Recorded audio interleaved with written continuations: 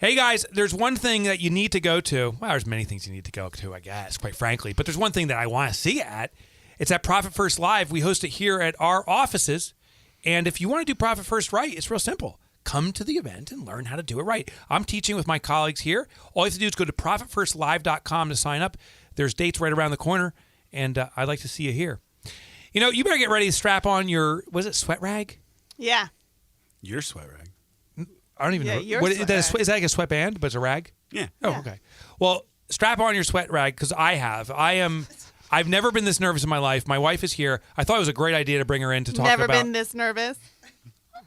Could you stop being an ass? Only a little dramatic. He should be nervous. I am nervous because when we came up with this idea 6 months ago, we said we're going to do an episode called Married to Mayhem. What's it like to be married to an entrepreneur? I'm like, this is the greatest idea ever. And it's getting closer and closer. And as you're looking at me over your glasses right now, hon, I am terrified. You're about to discover this terror and so much more on today's episode of Entrepreneurship Elevated. You don't have to grunt. I don't. Yeah, what are you teaming up against me? There you go, babe. What are you doing, Kels? Kels is whispering in Krista's ear. Oh, you don't have to do that. You don't have to, Krista. You don't have to stand for that anymore. You know that. We're together. We're a team now. She's finally free. Yeah. We have the power now. I'm Mike Michalowicz, and I'm in trouble today.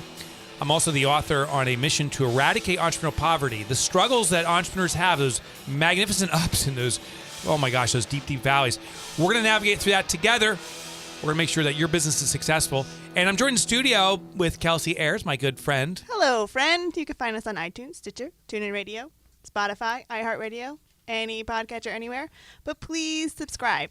Have you heard of Podbean, Kelsey? Yeah. So we're on Podbean. I was typing in Entrepreneurship Elevated, and it comes up. It's like, Podbean. I never heard that before. And sure enough, it's on Podbean. Amazing. Yeah. You know, we want your reviews, your honest reviews. So just, give us whatever you think we deserve. Make some comments. We appreciate it. Also in studio is Jay Cablone. Hello. How you doing, Jay Cablone? Good. Yeah. I just got some caramels. I'm great. Yeah. Should we sing Happy Oh, Birthday? do you say caramels? What do you say?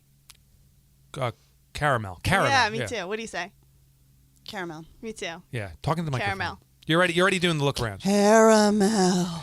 So real quick, we've never done this before. I think we need to sing Happy Birthday to Jeremy. Oh, come on. No. Yeah. I'll play it in the audio. I'll add it I'm in. very good at this. All right. You sing You Happy guys Birthday. ready? You guys ready? Okay. Happy birthday to you. Jeremy. Happy birthday to you. Jerabone. Happy birthday, dear Jerashlone. Happy birthday To you. That was awesome. Thank you, Krista. That was great. Now, I don't know, hon, if I told you this. Kelsey and I started a little band. It's a duet. We've been traveling around because we're not making money in the business. Do you know what it's called? Tell me. Well, you have to have a stage name.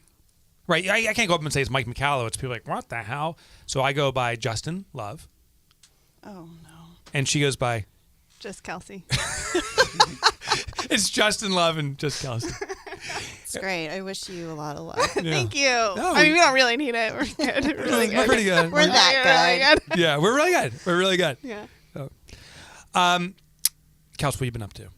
Well, I told you what I was up to. I know. You went to the lake. I went to the lake. Tomorrow I'm hosting book club at my house again, which I'm really excited about. Okay. So And I want to know how your visitors. neck was healed. I told Krista this morning that your neck, like yesterday, you couldn't even move. He thought you were pissed. Yeah. I did, right? I said, first time ever you've been pissed. I'm like, you okay? And she's like, yeah. And I'm like, oh, she's really pissed. But how did you heal so quickly? Did you go to a therapeutic No, massage our therapist? lovely mom friend Amy brought me a warm compress, so I used that all day and night, and I took a lot of ibuprofen. Would you say you're 100% Plus, I recovered? did a lot of stretching. I was like, stitching A now? lot of stretching. Stretching. Yeah. And are you recovered 100% now, or? No, but it's not sharp. So like if I move, it's not that like piercing pain Okay. anymore. It's just a little throbby. You know? Okay. I get it. And Jacob Blown? I was in the same. I told you. I know. woke up like I don't know what I did last week, but I woke up and my neck was twisted like 45 degrees, and I was walking around staring at people sideways all day long. And it was just. And you, hon, you've been like It's worse than me. hunching around because your back is so messed up. But you went to a therapeutic massage Mm-hmm. Is that what they call it? The therapeutic masseuse. Therapeutic masseuse. Yeah. So I'm doing better. I appreciate these chairs, though. These will really help the situation. You're welcome. We took them from the local church down the street. They needed these little fold-out chairs. All right. Do we have any listener mail we want to We do. recognize Well, let's see, Meow. or shout out? So this shout out comes from Michelle L47. Mike is not only super smart, but also really entertaining. Aww. I really enjoy all the topics he covers and his passion for helping business owners get out of or stay out of entrepreneurial poverty. Win-win. Nice, Michelle. Good job, Mike. L47. Thanks, Michelle. I wonder why people put numbers. I know you have to because there's another Michelle L, right? But do people put in sequence? Like, do you do Michelle L? Like, that's already taken. Do I do 1, 2, and I keep going up to 47, or do you think there's a significance? My assumption is they pick numbers that are relevant Significant, to right? them. Yeah. Yeah, it's like she has 47 children, maybe. That's logical. Yeah, okay. I do want to thank our corporate partner, Next Eva, who makes this a show a reality. You know, hon, I got invited to be on their board. Did I tell you that? I stopped listening. That's what I'm going to do from now on. I think I have Once you heard reach that, 10 yes. times, I'm done. I had breakfast with my parents this morning. I'm like, because my father's 92. Well, he's on the verge of 92. The guy is sharp, but I hope he forgets these things because I just like saying it. It's like, hey, I'm going to Phoenix tonight. I'm flying out. They're like, oh yeah, because you're on the board of Next Steve. I'm like, yeah, because I wanted to say it again. Cut you off. Yeah. Like, yes, Mike, we get it. My mother, she can't stop talking. She's worse. She's even worse than me, believe it or not. She was eating cereal and could not. She was choking because she was talking, and she kept on shoving more cereal in and started talking more. I'm like, Mom, just stop. Like, you're gonna kill yourself. So guess who's in the studio today? It's my wife. I love the bio. Like, there's supposed to be a bio for everyone. It just says Mike's wife. So her name is Krista Michalowicz. She has been a stay-at-home mom. She's worked in the child care arena for years, and she's done a keynote or two on this concept of married to mayhem. And one thing she's been a stalwart in. I thought you were going to say Star Wars. Now I'm listening. A stalwart in is being married to an entrepreneur. So what we're going to discuss today is what that journey has been I have like. to look up stalwart. Stalwart means like that you've been consistently doing something. So you're always there. You're always present. And it says there's one unique thing about her. She said in her mind she is an amazing air drummer. In my mind, and not air drummer. Oh. In my mind, I kind of believe I'd be an amazing drummer. What band would you play for? Or do you have any interest in any kind of music I you don't play? take Justin it. I don't Love and take it Kelsey? that far. I'm not insane. I'm just saying, like, in my mind, I feel in my heart, I'd be an amazing drummer. So we're driving down the highway, and truckers throw out. I do not know any truckers. No. No, truckers throw out the window. They throw out those Gatorade bottles. Yeah. And so you had the funniest comment about that, hon. Share it. Oh, God. All right. This was years ago, but Yeah. I saw a plastic container filled with a very deep gold liquid on the side of the highway. And I just thought and said out loud my thought, I'm concerned about that driver's health. Right? Yeah. It was awesome. Just dehydrated. Yeah. Yeah, right. He He's so needs to dehydrated. stop and take a break. Yeah, that guy needs more water intake, is what she said. I thought it was all about the litter, but she's like, no, it's really his dehydration. Very thoughtful. So, just let's talk about what it's like to be married to an entrepreneur as candidly as you can, knowing that tonight we have to have dinner together.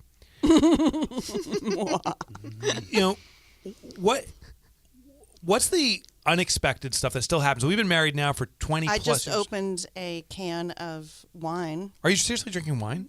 Yeah. They're doing canned wine now. Yeah. That was Yeah. from It's Always I Sunny. thought if Yeah. this got boring, we could do a taste test. I have another one. Oh, that's Oh, so that's great. great. Yeah. This is not bad.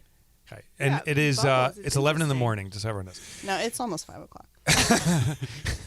So what's the unexpected stuff still? Like we've been married for 20 plus years. You think you know everything about entrepreneurship, but is there still stuff that kind of blindsides you when it comes to entrepreneurship? Being married to one? Well, I'm not an expert. I'm only an expert in you. Okay, touche. So you are constantly evolving and changing. It's not like you started one thing and then you just stuck with that for the past 23 years. So, yeah, you're always changing. You're always doing something new. Your mind's always going, and sometimes it still catches me how far away you can be. So what does that mean, far away? Physically and mentally. Okay.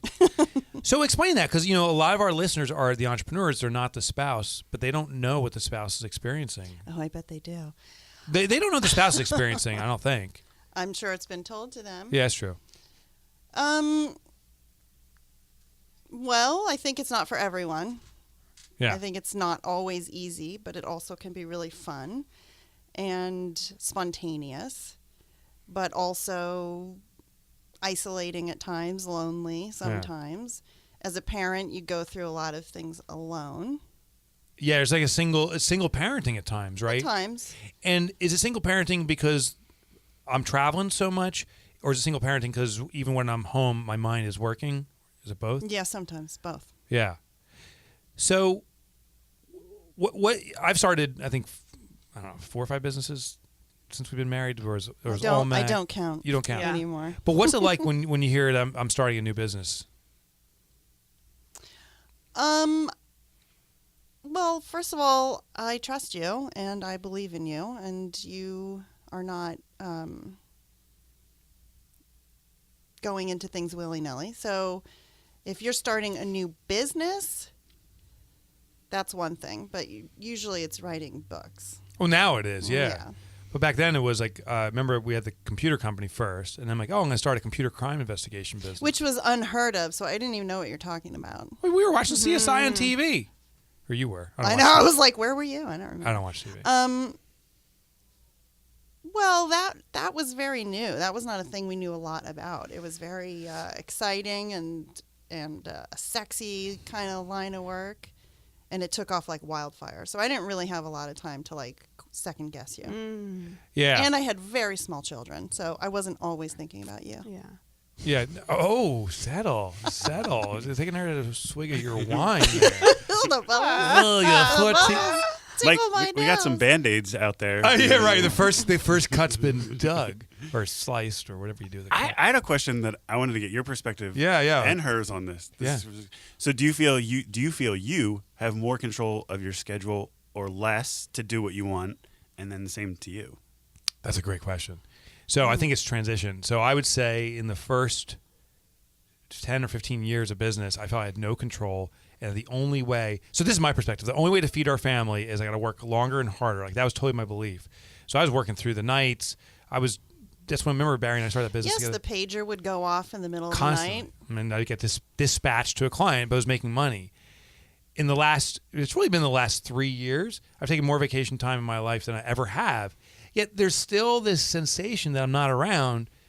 Even though I took a 4-week vacation, we hung out at the house, we did Disney and all these things, but it still feels like I'm constantly going, Mm-hmm. What's your perspective? Yeah, you are constantly going. But I would say that I think what I miss sometimes is consistency. Yeah, that's a big one. Yeah, because there's a lack of predictability, right? There's a lack of getting used to any kind of schedule where I would want to maybe I feel that if you're home, I need to be home instead of making plans or something because you're going to be gone again. Yeah. So I'm not always available for my friends, say. Yeah. Because I would rather be with you knowing that you're going to leave again. Right. But if you're home for a couple weeks at a time, then it's easier. So I can see how when you're in a regular schedule, that's different. But for us, it depends how long you've been gone. You've been working on another book, so you've been writing a lot, and your mind is otherwise occupied a lot, plus everything else you do. So I definitely feel like if you're going to be around, I want to be around. So one thing we're doing, we're going to be empty nesters this year officially. Kelsey's finally moving out of the house. And don't go. It's really hard on me. I don't know why you say it so flippantly. I know. We'll miss you. So one thing you're going to start doing is start traveling with me, hon. Now and then. Now, selectively, right? So I think I had a gig in South Dakota. I called you. I'm like, hey, I'm going to South. And you're like, nope. No offense, you said Buffalo. That was last week. I said, hey, let's go to Buffalo. I'm okay. No, you didn't say no. No okay. offense to Buffalo. No, because your response was, who the hell goes to Buffalo, I think. And you wrote, I am. No, you said you want to go to Buffalo, and I answered back, does anyone? Yeah, that's right. No offense to Buffalo. No offense to Buffalo. In the winter, I get it, but we're going in the summer. How do you think that will affect you? Because that's now we're traveling together, but does that bring consistency, or it's out of the home element, so maybe the routine's not there? Well, I'm not used to it yet. Yeah, of course. And right now it's sort of, all the kids are adults, quote unquote adults, and I have a different kind of freedom. I'm not beholden to the public school system. Right. For my whereabouts. I don't, need to be there in case there's a emergency, in that the children can all sign for themselves. Yeah. I don't know. It's things like that I worry about. So that I have that freedom coming up, I'm excited about it. Yeah. Mm-hmm. I'm excited. Your friends. I'll probably get bored of it though. Okay. So some of your friends have entrepreneurial spouses. Is that true? Sure. Yes. Do you ever have confab with them about what it's like to be married to an entrepreneur? Do you use words like confab when you talk about them? Oh, what a teabag. I'm so happy we kicked you out. I gotta look up a lot of words. I just read a dictionary before I got on. I did. Let me get my... It's confabulation, in case you really want the full word. My canned wine here.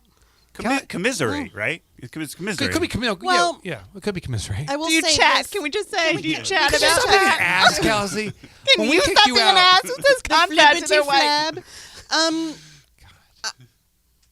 Nobody is married to anybody just exactly like what you do, though. So it's not. I hear a lot of, I don't know how you do it. To you? Yeah. From who? Why are you laughing? You don't need to know. I don't give up my sources. Okay. Is there a level of the heart grows fonder, because there's that kind of level of unpredictability? So when you are together, you're kind of cherishing that time a little bit more? There's definitely that. I don't ever feel bored of Mike being around. I do get used to him being gone, and we miss each other, and we communicate in that way. So I definitely feel loved when he's gone. I feel his attention as much as he can.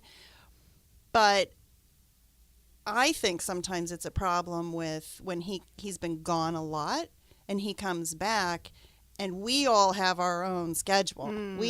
Everything goes on a kind of a certain road, and then he walks in the door, and it's like a little adjustment period of whoa. Yeah. I mean, when you were gone and the kids were little, then it was that kind of mayhem, but it was joyous and exciting and fun. And I would let them stay up a little later so they could jump all over Dad and all that kind of stuff, or he'd pop in for homework. And, I think that Mike always did a great job of connecting with his kids. They never felt lonely for him. They never felt neglected because he was gone so much. Because when he was with them, he was so plugged into them. And I always say, making eye contact with your kids and listening to them and play what they want to play. And Mike was always very good at that. So I always admired how the kids might not see him for days or longer at times, but they were never sad. They were never acting out for attention. They always felt, I don't know, somehow that they had 100% of him. And I think that's so important. I don't know if everybody has that. Yeah, I don't know. And you also have friends with spouses with regular jobs, right? Mm-hmm. How are their lives different from your perception than the life that you're living? I think they might get a little bit, they're used to each other. Oh, really? So, okay, that's on the downside. A little bit tired of Well, yeah, I guess it depends on your own I don't know everybody's relationship, but there seems to be a little bit more of a, I hear people, and I'm sure they're joking, but you hear people out, I don't tell him where I'm going, or I don't tell her where I'm going. She doesn't need, they're joking, but they know where the other one's at all the time. Whenever time they walk through the door, it's like a routine. Yeah. So we don't have that. No. That's my fear for some people's marriages. They become complacent. Yeah. Don't use big words, complacent. Kelsey will get thrown off. No, but no, they become like roommates is almost it, right? Well, some people, I don't know what goes into that. But that may not be the job. That could just be the personalities, right? Well, yeah, and I don't know that everybody loves their job. Yeah. You know, I don't know that everyone is in love and excited by their job. I suspect a lot of people are not. That's what I hear. Yeah, so I wonder if they bring home, to those spouses, bring home not an animosity, but if they don't like their job, that probably translates into how they carry themselves in their relationship, right? Right. They're not happy. They're not fulfilled. They feel trapped. I think some people feel that way, and I think that, of course, it will leak into their relationship. If you could make like the perfect entrepreneur for a spouse, like the scenario, what you would build Mike, like right? A man bot. Thanks, Kelsey. That was very complimentary. If it wasn't said so facetiously, I appreciate that. I mean, where are you going with this question? What I'm thinking is like, what is it achievable for an entrepreneur to do what they feel called to do, but also to be greatly available in their relationship? Do you feel like you, as the entrepreneur, have the power to, create a different quality of life at home, or is this more like your own drive? Yeah, it's a great question. With your own temperature. Yeah. So today I see I have more control than I really ever thought I did. Secondly, I do appreciate having an addiction to work. Like I cannot wait to come in the morning and work. And there's always that one more thing I can do, which it's almost an endorphin release. Like, I can get this done. I can still get this done. So there's an addiction component. But, I like being home. I like having dinner with my wife and my kids. We're lucky because our kids, while we're theoretically empty nesters, the nest is still full. It's very full. Right, we have more freaking people living in our house today than we ever have. Well, that is one thing that I'm a little shocked by in our life. Like, honestly, I did not think I would be cooking this much at this stage. I did not think our grocery bill would be what it is. It's ridiculous. I know. I think we have done something very right or very wrong. Yeah. Right?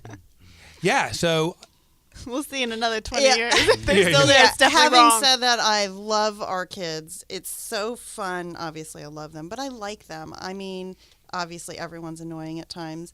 But they are nice, fun, funny people. And there's a lot of joking around in our house. And I love moving through this process of raising children and having them become young adults and how much fun we have with them.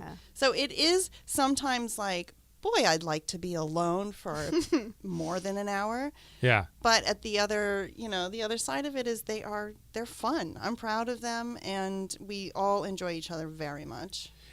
From my entrepreneurial perspective, I missed a lot of things with the kids growing up. I missed the equivalent of the first footsteps type thing. But the fact that they're still around, I'm still able to live those moments. So those regrets, maybe they'll set in for me one day, but they're not there right now. I'm like, I can still see my kids. I have dinner with, I have dinner at home now 3 times a week, which is, for me, is like a miracle. Growing up, I don't think I was ever home. You were home. It just doesn't feel like it. I wanted you to expand on that, because what Krista said was she didn't feel like the kids ever felt like you were Dad's not around. Yeah. So what was your perspective on that as you were going through it? So are you doing some loud whispering? I'm just also reviewing the wine. Give us. Can I shout out the name? Yeah, give us a commercial break. Is that okay? Oh, wait. Okay. I got to hit the sound for it because this is by law. You have to do this. Okay. Maybe they could become a sponsor. New sponsor. So here's our new sponsor. I would be so happy. I reached out to tequila companies to be our sponsor. All right, then we'll go to Jeremy's question. So I just want to say that this particular winery also won our family wine tasting, and it was which was one earlier of the this morning, by the way. It was one of the least expensive wines. It is a 14 Hands winery. It has pictures of horses on the bottles and or cans. So this is the Bubbles. And it's a white, but it has a little bubble to it. It's really nice. Floral and aromatic with vibrant bubbles. And it's true. It's good. It's nice. I just wanted to throw that out. 14 hands. So back to your question. So my perspective with the kids. Like while you were going through that process, because I feel like a lot of entrepreneurs listening probably want to hear your side of it because they're the ones going through it thinking like, oh, I'm abandoning, I'm not doing enough? Yeah, I felt a little bit of that, but I coached their sports, I did all those things, but I think what I sacrificed was Krista, time with my wife, and sleep, and because here's my sense of responsibility. I manage our home finances also, so I see the bills coming in and the money going out, and I'm like, I got to make more money. And we made a decision for Krista as much as possible not to work. There was a couple times it was so tight. I'm like, we need you to do some work to cover the grocery bills. And Krista went back there. Now, with young little kids, you were taking Tyler to, he was in preschool and you were taking him with you on work. So I didn't feel guilt because I'm like, if I don't do this, we got to keep on downsizing. There wasn't much more to go down. And then there was a period too. Remember, of course, you'll remember this.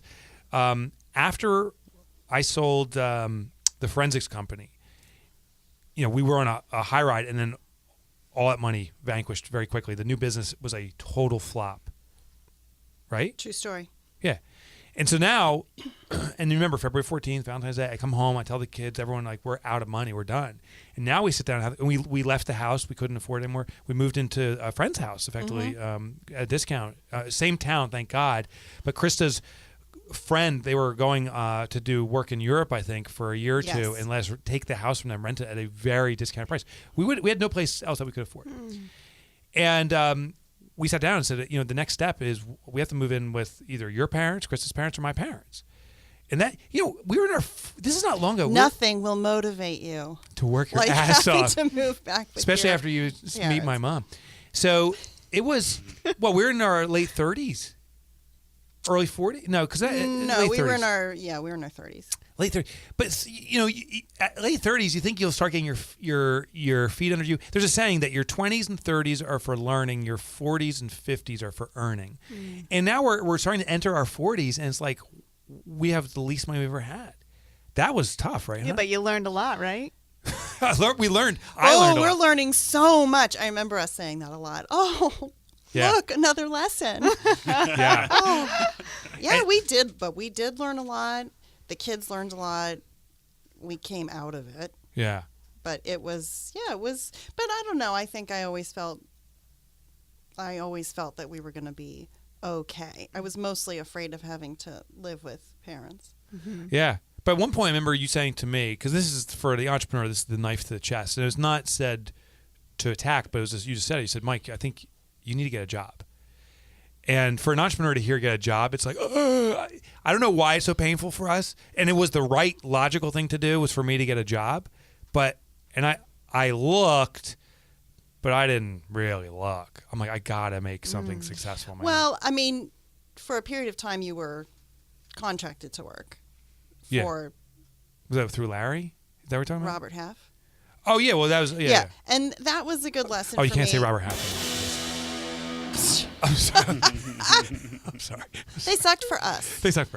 But yeah, that was a year of you being probably the most miserable I'd ever seen you. It was a soul-crushing commute into the city at a desk with busy work, which I think it was almost like a type of prison for you. And we did walk away after some conversations. You walked away from it with my blessing. And there was some money left behind because you just couldn't live like that. Yeah. And I didn't want you living like that. So if we have to move in with our parents for a year or we have to downsize, whatever, like would be hard to have downsized more.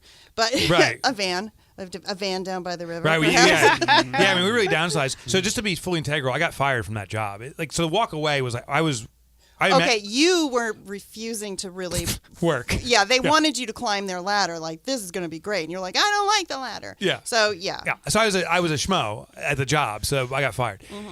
Just to be integral within that. But Robert Half still sucks. But I can see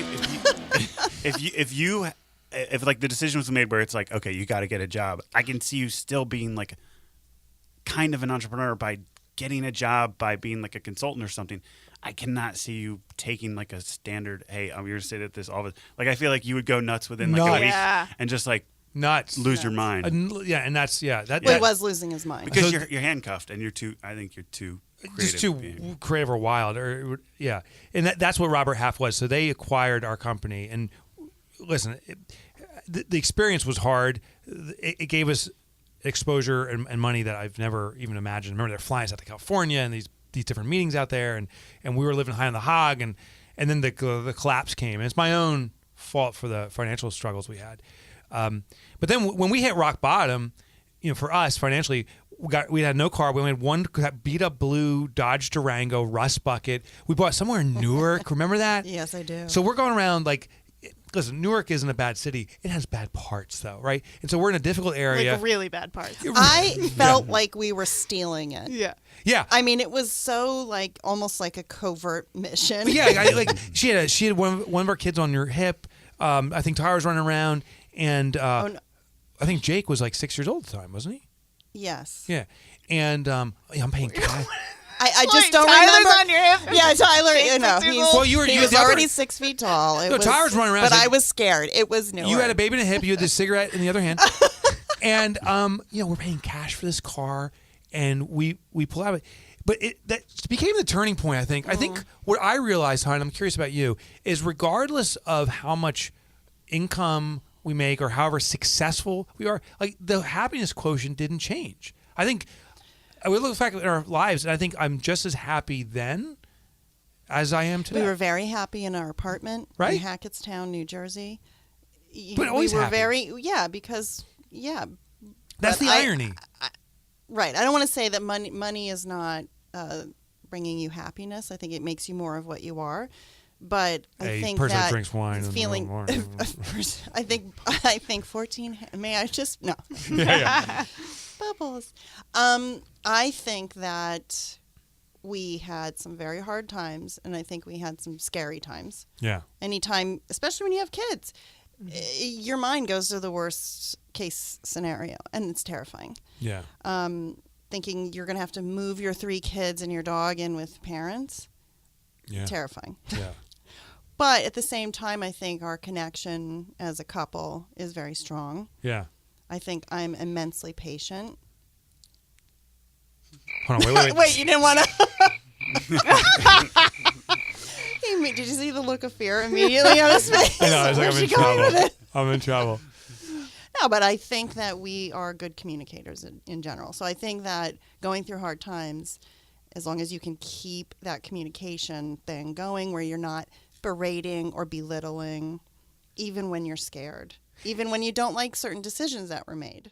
One thing I thought was very helpful was I don't know who came up with this, but we started doing it. We called it couch time. Mm-hmm. Can you share what that was? Yeah, I came up with that.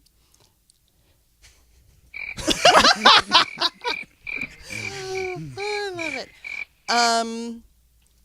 Well, we didn't really have money for dates. The money had to go to very specific and needed areas. And so for us, it was what can we do to spend quality time together where we're both feeling like we're being heard and we're feeling like we're doing something. And so we came up with a few areas. We had to do grocery shopping. If you were around on a weekend, we'd do that together. The kids were old enough to leave them home with the oldest, and we would go grocery shopping for a couple hours, get a cup of coffee. At night, glass of bubbles on the couch, and we would tell the kids, including the dog, like everybody out, this is our time. And the big thing, there was no TV in that room, and we said no phones. So we put the phones down, no TV, and it's interesting where your conversation just goes. And then recently I had a fun time. We bought that box of questions. Yeah, that's great. So just about a week or two ago, Chris and I were sitting, and the routine's always like, how's your day? How's your day? The usual conversation. And then we pulled out this little box and asked these questions, and you start having pretty deep conversations. And there's surface level questions like, what was your first car or whatever? But you go down these interesting discussion paths.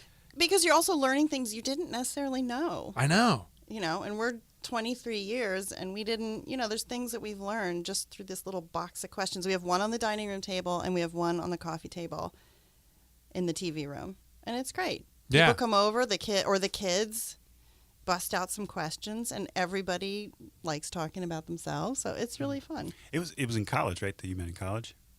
Chris and I? Yeah. Right after college. No, you and your husband. Yeah, of course. Like what? I'm so slow. Yes, it was. Krista? Yes, it was. I met a lot of people in college. Jeremy. Yeah. Oh my God. No, I took Krista back to college once. I was like, that was a mistake. Was it? So you remember that? It's horrible. The first time? Yeah. Yeah, it was bad. That was bad. Well, it was a little too close to Mike having just left. I just left college. I'm like, hey, why don't you come back to Virginia Tech and check it out? I'll just leave it at that. Yeah, it was a mistake. It was our biggest fight. But we've gone. Well, I don't even think I fought. I just sat there and got beat up. Just as you should have. Yeah, yeah. But no, we've been back there many times. What were you saying, Jeremy? No, like I was just curious, like when you actually met the first meeting. Yeah. Yeah. What? He's I'm so nervous right I'm now, so scared, Jeremy. like, Let me take handle this wine in hand. We met at a bar Fridays. Yeah, in Happy the hour. food part of the bar. No, so, you were sitting at the bar. Do you want me to tell you how you first met me? Yeah, I remember. How beautiful okay, you thought I was? Yeah, I still think. Do you want a rag? Right? Do you want to get a rag? Yeah, no, I do. It's fine. I'm like so afraid. We need a different word. I don't like that. Sweat rag is not good.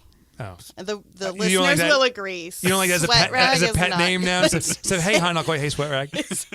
Hey Sweat Rag. No, I don't like that. Yeah, no, we met through mutual friends. We were at TGI Fridays, and she showed up. Our mutual friends had gotten married, and met Krista, stalked her. Not real stalking. Not aggressively, but sweetly. Just like, wow, she's beautiful. And I asked, and she's like, oh, I don't know if you were not interested or you were dating someone or whatever. And so I'm like, oh, okay. But I kept her in my mind for a good year and a half. And then one day I got a call from my friend like, oh, Krista noticed you at a party. She's interested in meeting you or whatever. And I had a girlfriend at the time. So I'm like, oh, okay. And then that relationship went by the wayside. Thank God. As I knew it would. Because Krista made a nasty phone call in the middle of the night. And then we met for reals at the same couple, these mutual couple. They had a little party at their house. We met and saw her there. And then I asked her out. Not there at the party. I was too afraid. But I asked you out. I called you on the phone. And she said, okay. First date. You ever see the Handmaid's Tale? Yeah. Yeah, she wore that outfit. Handmaid's Tale, by the way. Handmaid's Tale. Right? Not hands made. They made lots of hands that year. Well, handsy made. Okay. He's not even drinking the can of wine. So she wore that outfit basically, but two copies of it, like one on top of the other, just to make sure there was nothing. I needed to send the right message. So we went to this thing. We went to the Bomb Squad. There was I don't know if you know the Bomb Squad. There was an old restaurant. 94th Bomb Group. Yep, Bomb Group. That's right. Old restaurant. And then about 5 years ago, that was our first date there. We said about 5 years ago, we're like, let's go back to where we had our first date. The place is gone. They leveled it. It looks it's like been it got bombed. The Bomb Squad got bombed. So, hon, before we wrap things up, the last question is, what's the future look like for you being married to an entrepreneur? Any entrepreneur or you? Okay, touche. Good question. Yeah, your choice. I would like to be married to you. Okay. And I would like more of what we're doing. Yeah, the hallelujah button. All right, hon. Well, thank you for joining us today. And don't leave because we'll have more stuff coming up. We have a fun trivia game we're going to do in just a minute. But here's what we got to do, Kels. We got to recap what we learned. I don't know if I want to do that. Do we have listener mail that to answer? We do. Okay. And then we'll do a couple other fun things. So let's do that in just a second after I push this button. Kels, it's Nextiva who makes the show a reality. And if you want a voice over IP phone system, my friends, or even if you don't, call Nextiva. Call for any reason. Tell Mike sent you. You get 10% off nothing. Tell him that he's on the board of advisors. Oh, yeah. Say, I know. He'll be really impressed with that. Yeah, that'd be funny. Call Nextiva and say, I know a board member. They'll be like, you do? You say, Mike Michalowicz. They'll be like, what? Who? Because it's an advisory board. They don't record who's on the board. They have cool baseball hats, too. And they have cool, we have all their gear at our house. Merch. They have cool merch. So Nextiva, voice over IP phone system. They're exceptional at what they do. Kels, what's our listener? What'd you take away from today? That was smooth. I know. What's our listener takeaway from today? I love this. I feel like I could sit and listen to this all day long. Really? Yeah. I wish a little bit more juicy tidbits came out, but that's okay. Yeah. Well, all you need to do is ask. What? We still got time. Yeah. Yeah. We're going to do a newlywed type game. So anything specific you want to share? Yeah. I mean, I love when Krista said the lack of consistency is more of the issue than even the distance. And I think that that's just really reflective of human nature, right? Like, we want our routines. We want to be able to know what to expect. And I think it's nice that you verbalize that, because I think that's a super smart point. Yeah, I like that. What'd you learn, Jay Schlabone? There's a quote, and I can't remember who said it, but this whole conversation reminded me, you can't have there's a great woman behind every great man. And I thought that because as a wife, and like, it sounds like you two were very trustworthy and supportive going through the hard times together. Yeah. And I think that like, for anybody who's an entrepreneur, like, you have to have that, or otherwise you're not gonna make it. Yeah. You know, it was the consistency, but also what I heard was the flip side is she started talking about her friends and the routine, right? So you can get too much routine, but you can also have too much of a lack of consistency. So there's like this balance, right? It can go too far. Yeah. And I love her. That's the other part. Yeah. I love her. I love you. I love her a lot. All right. We got a game, Jake Malone. Oh, yeah. So you're going to need your little pad. Sorry. You got your Profit First pad over there. Yep. Okay. Do you have your pad? Do you have a pad? I that's personal. Okay. So this is basically the newlywed game, Okay. but it's you're not newlyweds. No. Okay? Well, some ways we are. All right. So I guess I'll start. You answered some of these questions already. So I'm going to skip those. I'm going to go to the good ones here. Uh-oh. Okay. This is directed towards Krista about Mike. Oh, good. What is his most irritating habit? Oh, throat clearing. Oh, well, you got You to gotta write down. Oh, sorry. Is it throat clearing? Wait, next question. Sorry, I'm already sweating. It irritates me so much. Okay, sorry. Next one. Wait, so when does he throat clear? Like all the time? I You want never me to do. write it down or answer it? I never do. Yeah. Just answer. When doesn't he? It feels aggressive. What did you think it was, Mike? Did you say that? No, He didn't have time to think. yeah. I'm like, it's throat clearing. She thrust Sorry. the answer down. So I would have said throat clearing now, but I don't know. I don't know. I'm terrified. When I lay down, I clear my throat a lot. When I stand up, it's less. That's what I thought. Maybe not. Okay. This is the worst. Now we're game. fighting. Exactly. Thanks, Jeremy. This is great. Sorry. Is it hot in here? All right. The worst date together. Worst date together? Yeah. Just, I mean, even if you wrote down like just the place. Worst date together.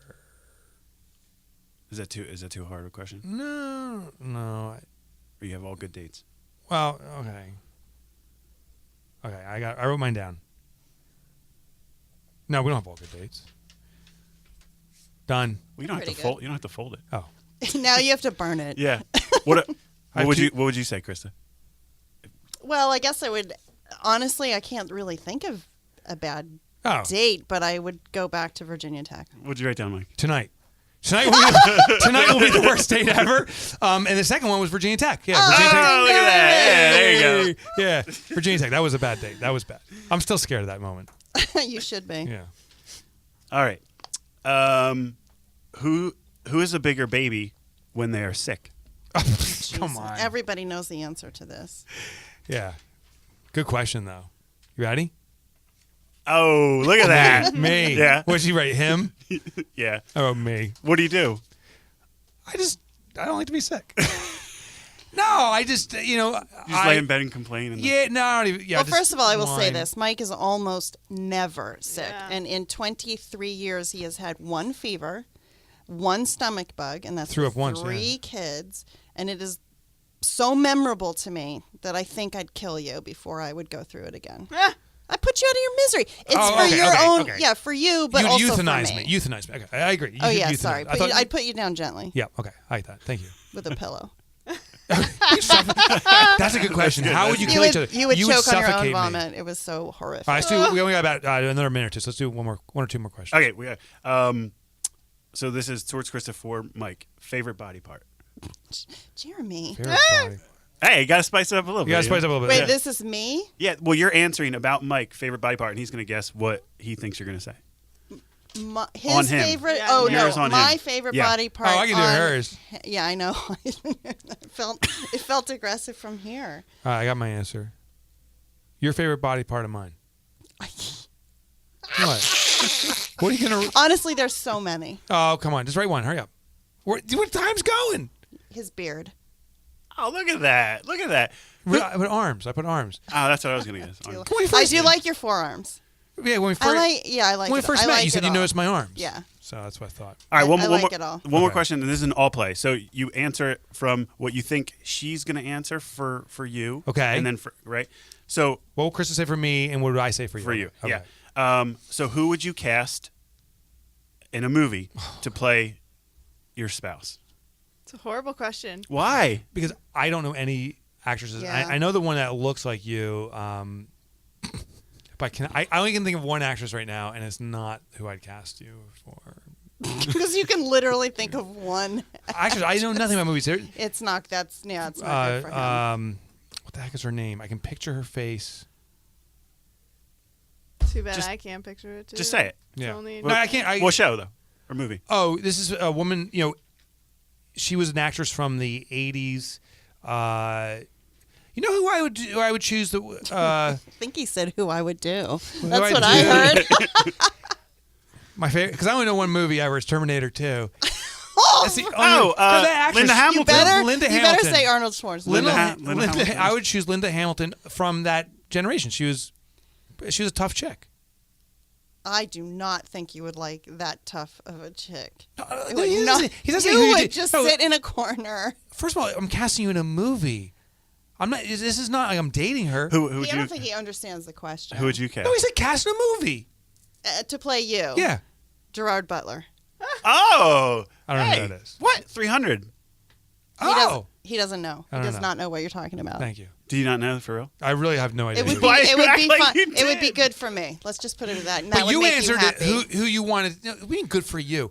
It's casting in a movie. It's not who you're gonna date. Oh, damn it. See, you misunderstood it. I misunderstood it. Thank you. I didn't say it.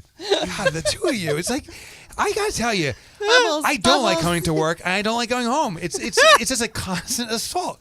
My life is. My name is Mike. I take it back. Come on, man. All right. This is the worst day That ever. was. I wish I would have picked a better question. I didn't know you didn't know celebrity names. Yeah, I wish you had picked a better question too. What do you got for the? We got some listener mail. Oh God. Okay. Ready? Oh, groovy, Yeah. baby. Turn that frown upside down. I know. I'm just pissed. Jeez Louise. This comes from Cindy Johnson. Being new to Profit First, I have a question. I have a small but growing service-based business, and I fall into the under 250,000 group. Hopefully not too much longer. I was wondering if I should be going in reverse with my TAP for owner's compensation. What are your recommendations on that? I absolutely plan on hitting and exceeding the 250,000 mark and don't want to take an immediate 15% reduction to that amount once I do indeed hit it. I was wondering if I should go in reverse with my TAP for owner's compensation. Like that confuses me exactly what you mean by that. So let me tell you why we set 250,000 or less. For most businesses, that business will stay a solopreneur as the primary employee until you hit about $250,000. So actually, many of those businesses, even when you hit about $200,000, it's still just you, the entrepreneur, maybe some virtual help. It's after 250 that the TAPs start to change. Now, here's a reminder about TAPs. That stands for Target Allocation Percentages. It's not where you start. CAPs, or current allocation percentages, is where you start. So TAPs is just something to target. Start adjusting your percentages, Cindy, so they start working for you. That's the simple answer. So I don't really know what you mean by reversing it, but build your way toward the TAPs and see how it's serving you and if you can operate your business effectively. Keep pushing yourself on increasing your pay and your taxes and your profit while you reduce OPEX until you can't do it anymore. It's kind of like exercise. You don't start by putting on the heavy weight, you build your way up to it. So hopefully that answers your question. All right, Kels, take us out. Don't forget to subscribe and leave See, and leave a review wherever you're I'm subscribing. sorry. Normally, if if I did that, you would be all over my ass. You'd be like, let's make T-shirts. You are right now. No, I'm not. I think you're making didn't fun say of me right anything. now. I didn't say what an idiot you are, how ridiculous that was. But you got to do a retake because that was horrible. Please leave us a review wherever you're subscribing. Yeah, that's right. Hey, why don't you do one more thing? Get me out of here. I'm terrified. And go to MikeMotorbike.com. It's MikeMichalowicz.com. No one can spell Michalowicz. You know that, hon. I do know that. Yeah. So, but you can spell MikeMotorbike.com because you've seen me drive a motorcycle. Never. Well, go to MikeMotorbike.com. That was my nickname in high school, and it'll bring you to my website. I have free copies of all my books, at least free downloads of chapters there, plus tons of other resources if you simply click on Get the Tools. All right, do it now, and we'll see you later. Bye. Bye. Thank you. Bye. Oh, we did do the guitar, all of us fading out the guitar, at the end. That final note. Hang on that final note. Join me, Jeremy, on this final note. Join me, Kels. Here we go. Everyone.